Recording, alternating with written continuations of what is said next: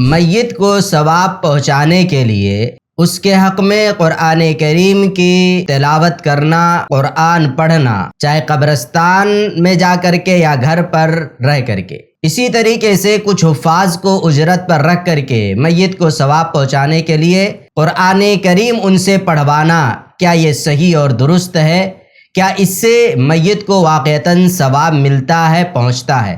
جواب یہ ہے کہ میت کے حق میں چاہے اس کا قریبی سے قریبی رشتہ دار قرآن کریم پڑھے گھر پر یا قبرستان میں جا کر کے، یا کچھ لوگوں کو اجرت پر رکھ کر کے اور ان سے کہے کہ اتنی بار قرآن کریم میرے فلاں کے حق میں ختم کر دو جن کا انتقال ہو چکا ہے۔ کسی پر بھی میت کو ثواب نہیں ملے گا۔ کیوں نہیں ملے گا؟ اس وجہ سے نہیں ملے گا کیونکہ یہ عمل سنت رسول صلی اللہ علیہ وسلم سے ثابت نہیں ہے۔ آپ صلی اللہ علیہ وسلم کی زندگی میں آپ کی چہیتی بیوی ختیجہ کا انتقال ہوا، آپ کی بیٹی کا انتقال ہوا، اور آپ کے نہ جانے کتنے قریبی رشتہ داروں کا انتقال ہوا، لیکن کبھی بھی آپ نے انہیں ثواب پہنچانے کے لیے قرآن کریم ان کے لیے نہیں پڑھا ہے، اور نہ ہی کسی کو حکم دیا ہے کہ میرے فلاں میت کو ثواب پہنچانے کے لیے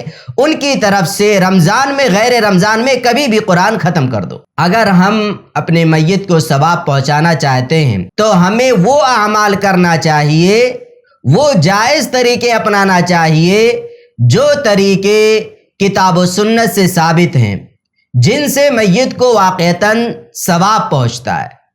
مثلاً ان کی طرف سے ہم صدقہ و خیرات کریں، صدقہ جاریہ کے طور پر کہیں مسجد بن رہی ہو اس میں حصہ لے لیں، ان کی طرف سے کچھ پیسے دے دیں۔ کچھ بچے ہیں، یتیم ہیں، ان کے پاس فیس کی ادائیگی کا پیسہ نہیں ہے، آپ ان کی طرف سے پیسہ دے دیجئے، فیس ادا کر دیجئے۔ آپ دینی کتابیں چھپوا کر کے دعا وغیرہ کی کتاب لوگوں میں تقسیم کر دیجئے، بانٹ دیجئے۔ قرآن کریم مسجد کے اندر رکھ دیجئے اگر وہاں پر قرآن موجود نہیں ہے۔ اسی طریقے سے آپ ان کے لیے توبہ استغفار کیجئے، دعا کیجئے۔ تو یہ سارے کام ہیں، ان سے میت کو ثواب پہنچتا ہے۔